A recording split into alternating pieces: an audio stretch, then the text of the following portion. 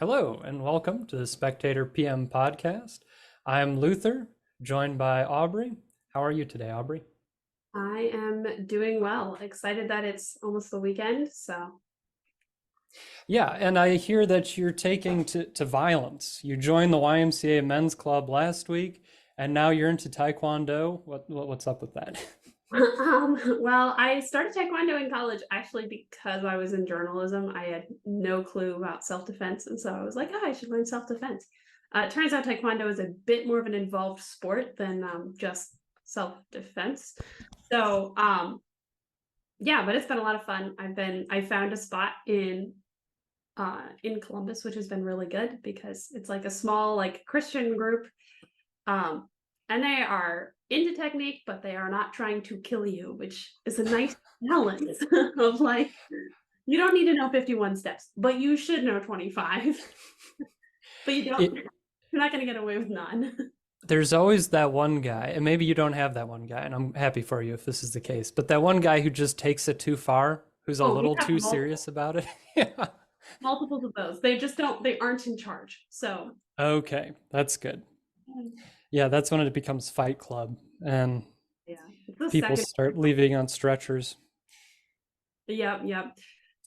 So Well, I've been taking advantage of this Indian summer in Wisconsin, and we consider Indian summer. We still celebrate it, whether it's politically correct or not. But it's when it's slightly warmer than you expect it to be. And so yesterday it was like 47 degrees and sunny. So I was outside with my pitching net, throwing the ball back and forth.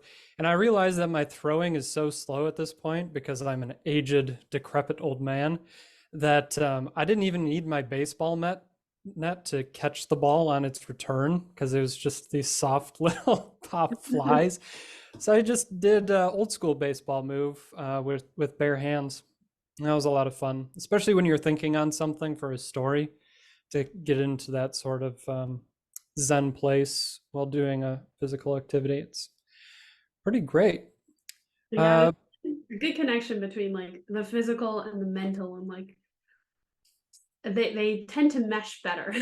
When you do one, you get the other.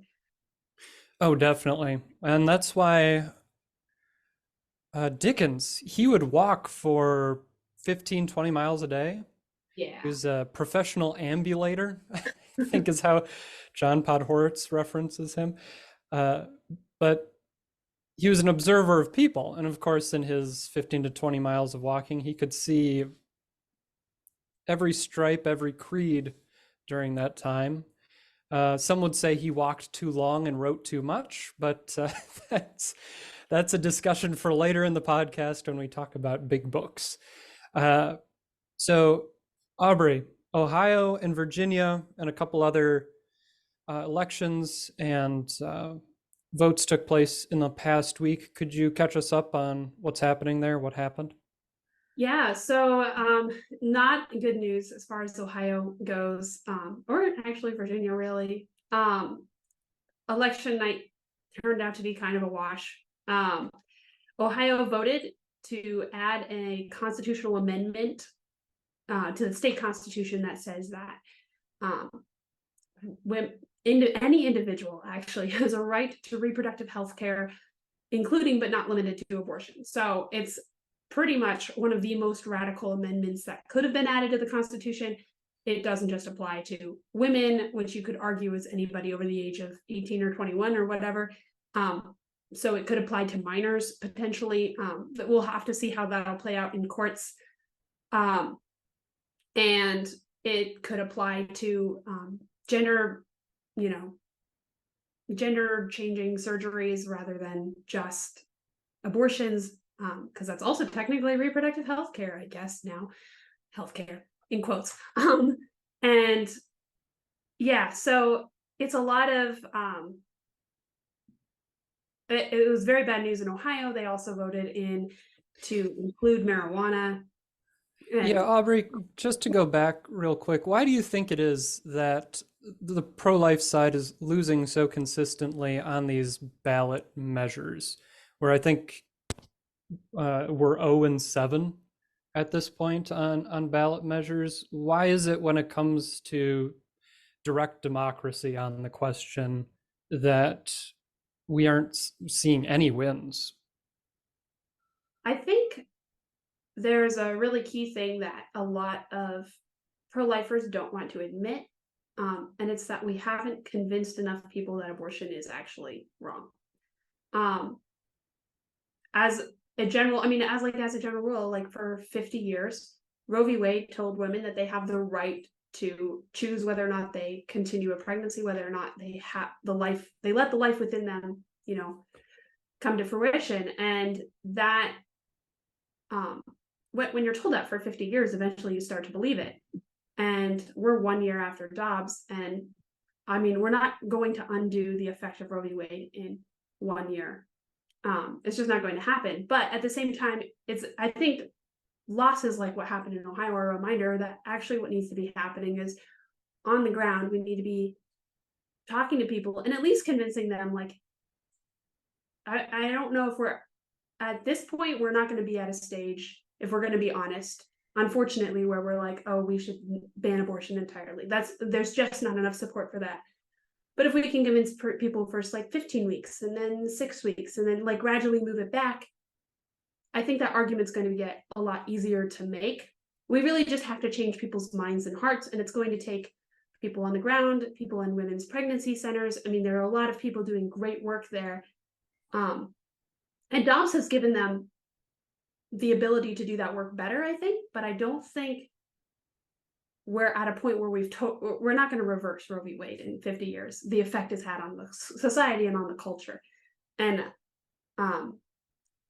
so in some ways, like losing in Ohio was a big deal. It was very, it's really hard, especially as a pro-lifer. I know a lot of people who were going door to door every weekend.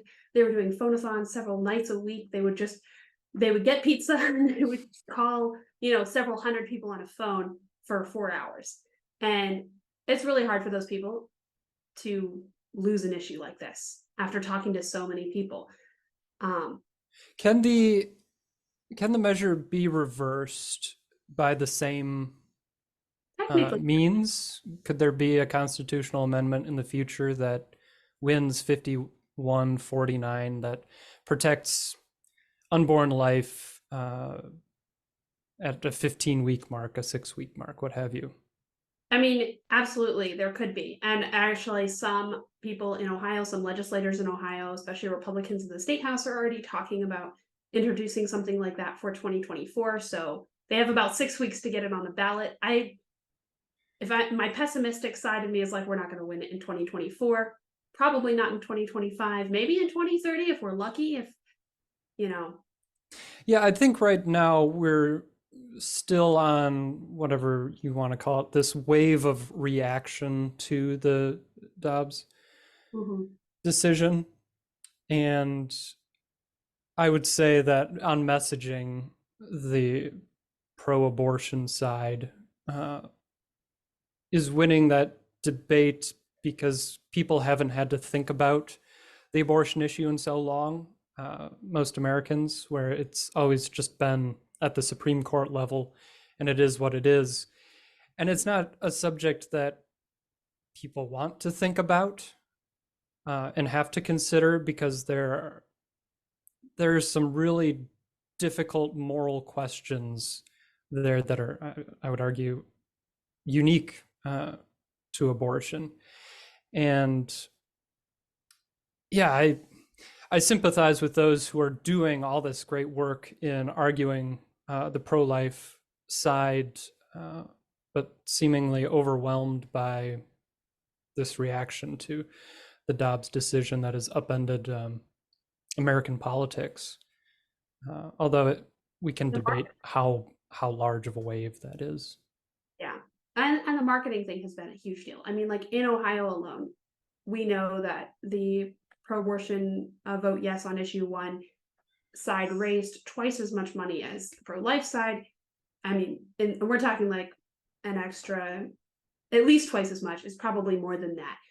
I think it's like an extra like $20 million, if I'm remembering the figures correctly.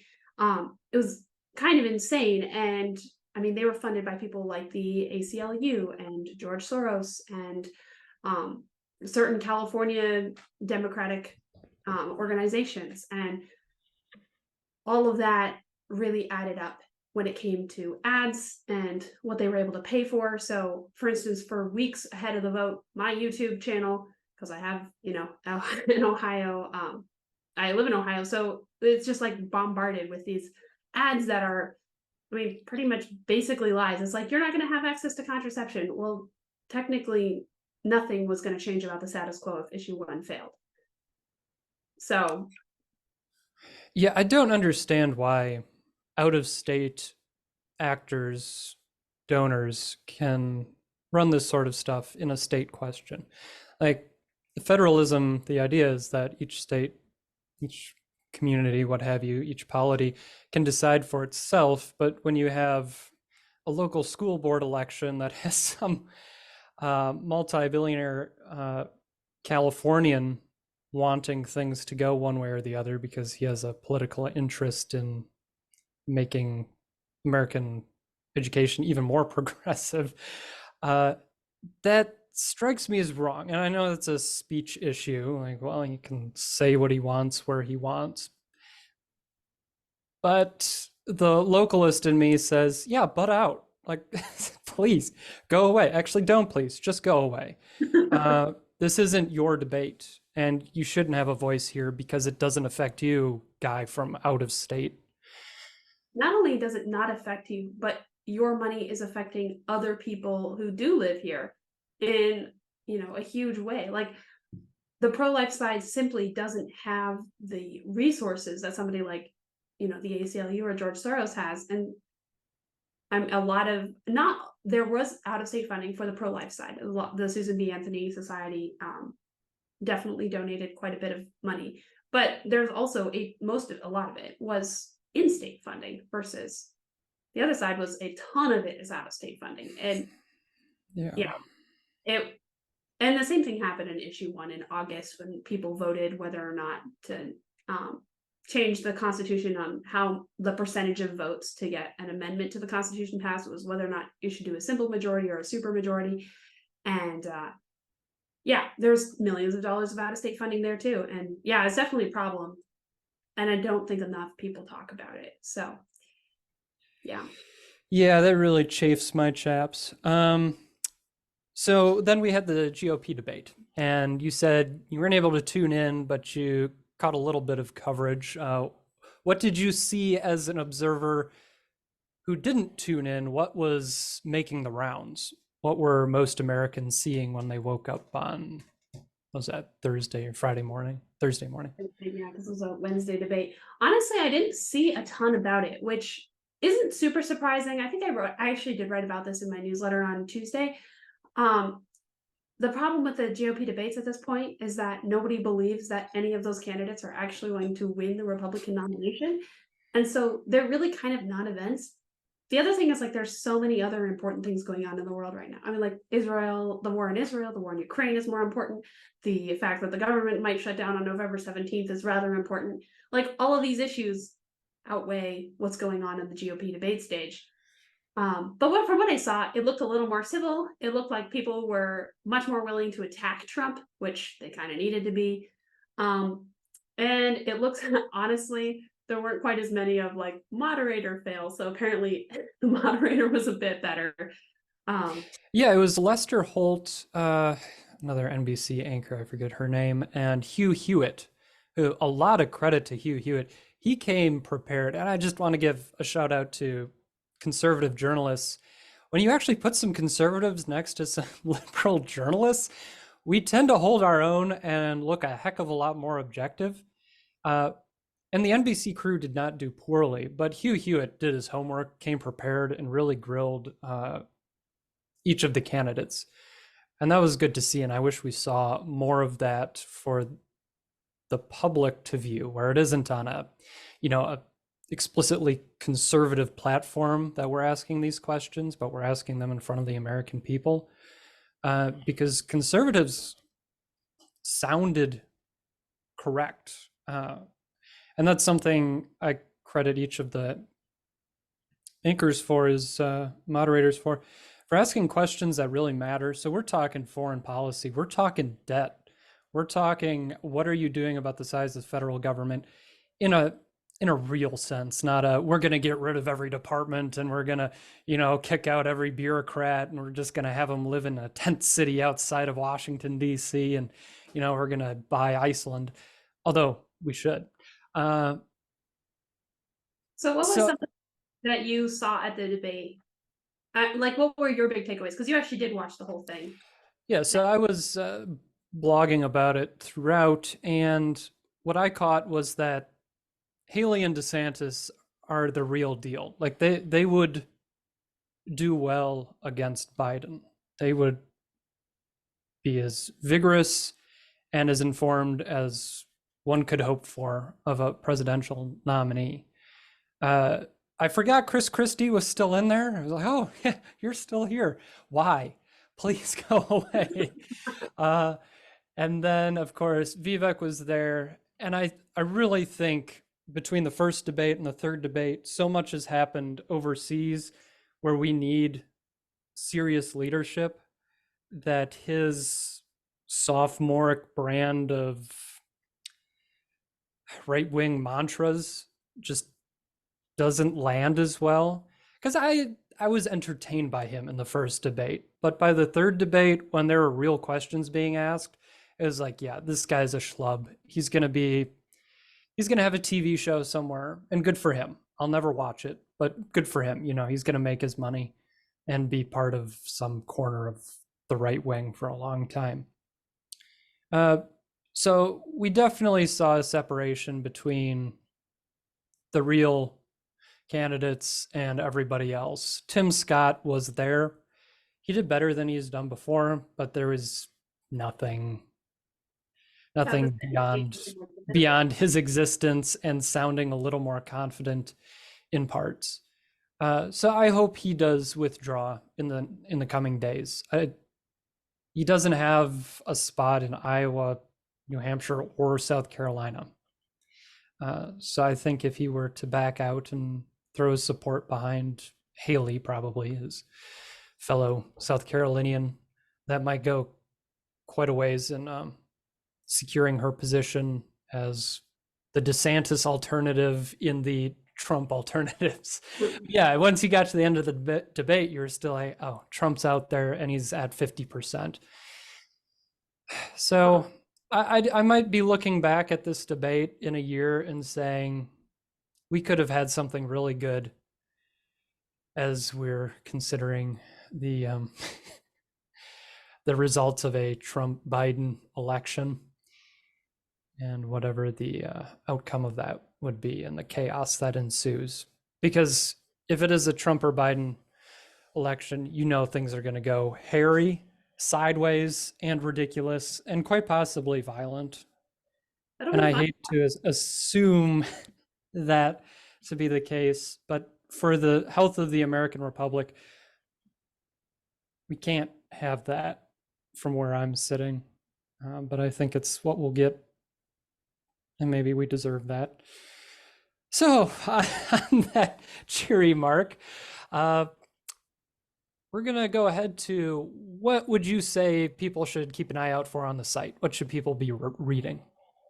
So I think back on the election topic, we're still dealing with, I think, the analysis of what happened in the election is still coming out. And one really good piece that went up on our site about that was Mary Frances Myler's Week Comes to the Buckeye State. A lot of people are talking about the abortion issue. I mean, I did. It is the most important issue, but we also legalized weed, and that's a big thing. Being next to Michigan, actually living in Michigan for 4 years, you kind of get a feeling for what that's going to look like, and it's not good news. So I think it was a really good analysis of the direction that Ohio could be going in with that, and a good warning for us. Yeah. So what was something that you saw that stuck out to you? Yeah, on the weed issue, I just point out a couple things. There's serious concern about Chinese nationals coming into the country and starting black market grows. that also include fentanyl and other laced pieces.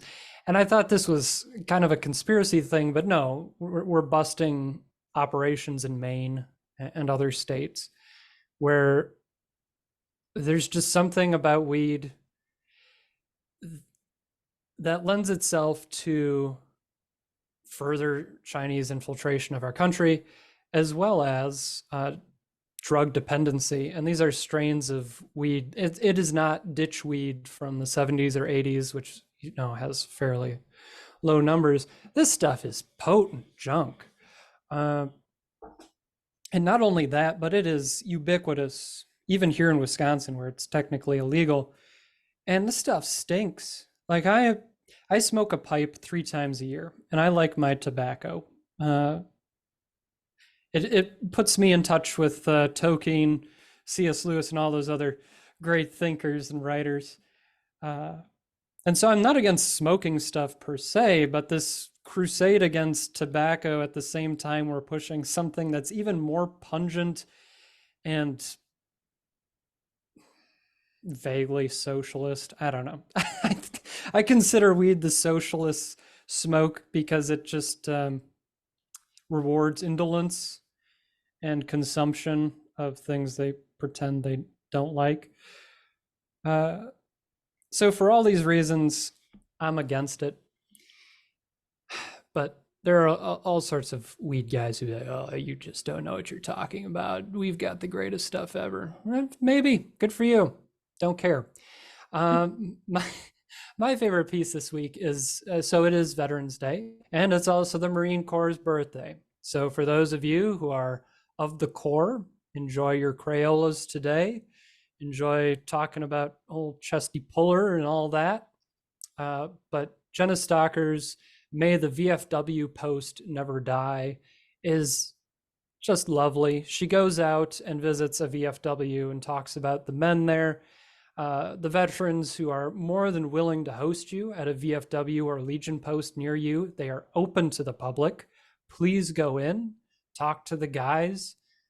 They're looking for friendly ears. And I think what Stocker really gets at here is that there are these unseen heroes in our midst who are often dying slow chemical deaths, whether it's alcohol, antidepressants, medications, what have you, where the most important thing is to be recognized and appreciated.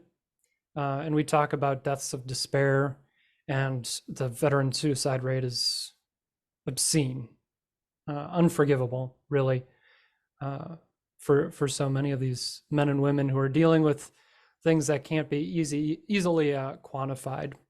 So for all those reasons and more, please check out Jenna Stocker's May the VFW post never die. Now let's talk about books. I asked you for the biggest book on your shelf that you've read and whether it's worth reading. What is that book, Aubrey? So it must have been in high school, I think. I read Robert Hugh Benson's By What Authority. He's way more popular for his Lord of the World, which is like this odd, like sci-fi end of the world apocalyptic novel. I didn't particularly care for it. I think there's better treatments of that. And it's that book is short, but his By What Authority is fantastic. He's writing about the persecution of Catholics during Elizabeth I's reign. And the question, is that a Protestant thing? What do you mean Protestant thing? Definitely of Catholics. Oh, yeah. Okay. By What Authority it's a good book. It talks a lot about the authority of the Pope, but in a more storybook format. So it's definitely a Catholic novel. Sorry. Really is. So you do recommend it? I do recommend it. Absolutely. I think everybody should read it, Catholic or Protestant. Yeah. The arguments, you don't have to believe them, but consider. No, I agree. I was just reading a piece by Nina Shea, who's been in the government as a sort of Catholic advisor. And she has this piece about the Catholic Church's acquiescence regarding communist China and how it's trying to take the long view with China and playing by China's rules to some extent, while still allowing the Catholic faith to be taught, even if it isn't exactly how Rome would prefer. Uh, and so that's one to look out for in the future. But it it's difficult as a Protestant because we are rather atomized, where we have house churches in China, and that Rome is trying to go through official channels and protect its churches there, both the official ones and the house churches. Uh, but that the current pope is a little more friendly to the official channels and playing by Xi's rules than I think some Catholics would prefer. Is that a fair assessment, Aubrey? Definitely a fair assessment. There's a very interesting history of the Catholic Church in China. Um, Cardinal Zen actually has a ton of good stuff on it, and it has been missionary territory for a very long time, and it's a very interesting story. The West and Eastern cultures, like translating what is the heart of the Western, culture into something that an Eastern culture can accept, is like that was a challenge, is the challenge in China. And it's a fascinating history of how different characters in the church have dealt with it. You definitely get the sense that like it's an institution run by men who have a divine message, but it's run by men and they make mistakes. So yeah. Yeah, that's fair. The book I would suggest, the longest book I've ever read was Clarissa, which I think is the longest book in the English language. This is not a humble brag. I read it for a course in college, and most of it I listened to as an audiobook because it's an epistolary. So the entire book is written in letters. And so to cover the same plot event, you have about 12 letters, all saying, "My dearest Clarissa, on this day, and furthermore, and so forth, that I took the pleasure of your company in these chambers, and that we could so discuss our carriage and comportment." And it's like, oh, good Lord, please let it end. But the plot itself is tense. So it's this young woman who's carried off by her suitor, who is then becomes an assaulter, who desires her far more than she does him, but she fancies him a little bit more than she ought to. And her entire family wants her to marry him while she's being held captive by him. So it's really her story of holding out and holding on to her faith while every force around her, the masculine, the feminine of the family, are all trying to get her to conform to something that she cannot be, she refuses to be. And I mean, it's Shakespearean in many ways, as far as a sort of tragicomic result. But do I recommend reading it? I don't know. It's definitely worth listening to. And if you can find an abridged copy, that's probably where I'd go. Unless you just like saying, I've read the longest book in the English language. It's kind of like saying, I read Ulysses cover to cover. And people are like, oh, wow, good for you. What a jerk. Yeah, it was for a class though, in my defense. Yeah. But the book I'd really recommend is Gary Paulson's Hatchet. And so Sarah Schutte over at National Review wrote about that recently, and I wrote a response to her. And it's a book that is in many libraries in elementary schools, middle schools, that I think is probably the manliest, the most masculine novel in many of those libraries, where the writing is spare. It's coming from a kind of a modernist, naturalist viewpoint, where all of nature is arrayed against this young boy who crash lands in a forest after the pilot of the bushcraft has a heart attack in the air.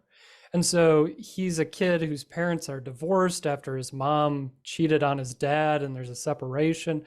And so he is really without direction in every way that you can think of it. And Sarah's piece really communicates this She didn't appreciate the sort of godlessness of it, and I agree. There is no obvious God in the story for this young boy who's searching.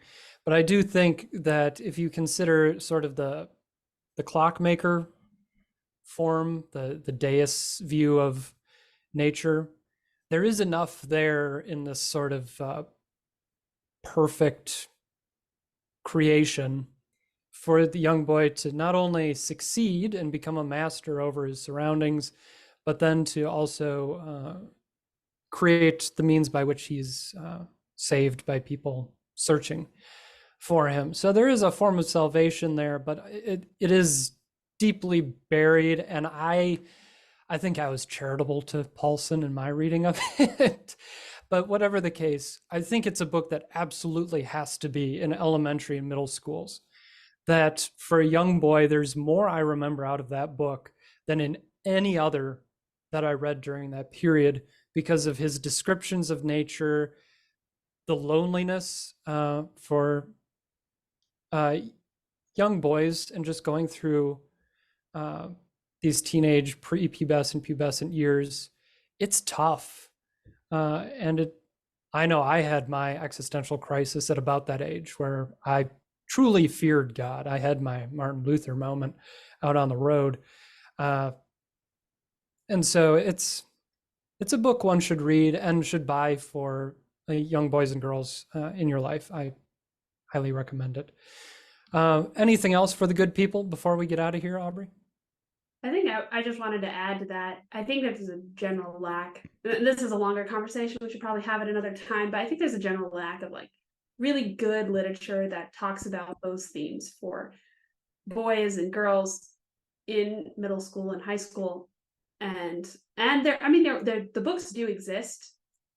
Children don't have access to them, and I think that's a big problem in society. Yeah, and the ones that the teachers claim do, it's all about sex. And I'm sorry, but that's not really what it's part of development, yes. But the amount of woke sort of coming of age sex stories, no, I'm sorry, that's not what's foremost on a young kid's mind. It's much deeper than that. And there are more profound questions than where do I put this thing on me? Like it's like the Jordan Peterson version of a novel, something that like instills those values. But right, even if you strip down his 7 or 12 12 steps or what have you, that would be huge. And if that doesn't exist, it ought to, because I think it really drives at life's real questions much more than anything that the American Library Association is pushing these days. Very good. Well, it's the weekend. We wish you all the best. For Aubrey, I'm Luther. Thank you for listening to the Spectator PM podcast.